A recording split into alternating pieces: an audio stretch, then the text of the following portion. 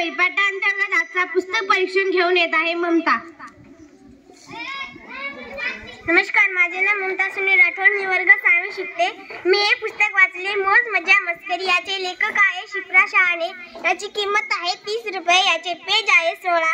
याच्या मुखपृष्ठावर एक माकड आणि ससा दिसत आहे. ते काहीतरी बोलत आहे आणि हे चित्र मला फार आवडलं. जेव्हा मी मुखपृष्ठ बघितलं तेव्हा तर मला फार आवडलं. याच्यामध्ये एक रिक्षावाले काका दिसत आहे आणि माणूसची आई दिसत आहे असं मला कळालं आणि ते काहीतरी बोलत आहे आणि वरी काहीतरी लिहिलं आहे. ते मला फार आवडलं. आणि जेव्हा मी पहिली कथा वाचली ती म्हणजे मौज मजा मस्करी. याच्यामध्ये एक माकड होता आणि त्याला खोड्या काढण्याची खूप त्याला इकडून तिकडून उड्या मारण्याची खूप मजा यायची. त्याला इकडून तिकडून जेव्हा तो झोके घ्यायचा तेव्हा त्याला फार आवडायचं.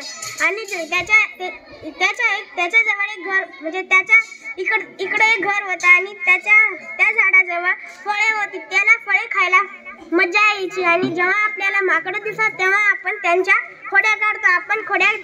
आपण त्या माकडाच्या खोड्या काढायला नाही पाहिजे आणि आपण माकडाच्या खोड्या काढतो तेव्हा ते रागात येतात आणि आपल्याला एखाद्या वेळेस ते हलवी शकतात असं मला कळलं. आणि दुसरी मी कथा वाचली रिक्षावाले काका. याच्यामध्ये एक मानस नावाचा मुलगा असतो आणि त्याची आई असते.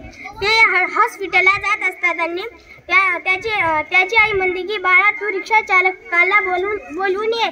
जेव्हा तो त्याचा मुलगा बोलवायला जातो आणि आणतो. ते जाता जाता त्यांचा एक अपघातच होऊ शकणार होता.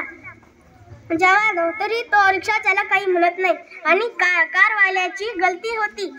तरी बी तो रिक्षा चालक म्हणतो की तू जा आरामानं जा. आणि तरी तो कारवाला रागानेच पाहत होता असं मला याच्यातून कळालं. आणि याच्यातून मला एक वाक्य कळालं की वाक्य मला फार आवडलं.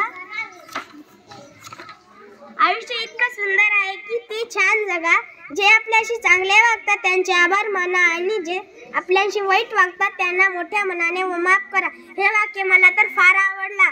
आणि जेव्हा मी हे पुस्तक वाचत होतं मला वाटत होतं की मी त्याच्यामध्येच गेली आहे. आणि हे पुस्तक वाचताना मला फार मजा आली आणि आनंद सुद्धा वाटला. हे पुस्तक तुम्हाला जर कधी मिळालं असेल तर तुम्ही पण वाचा. धन्यवाद.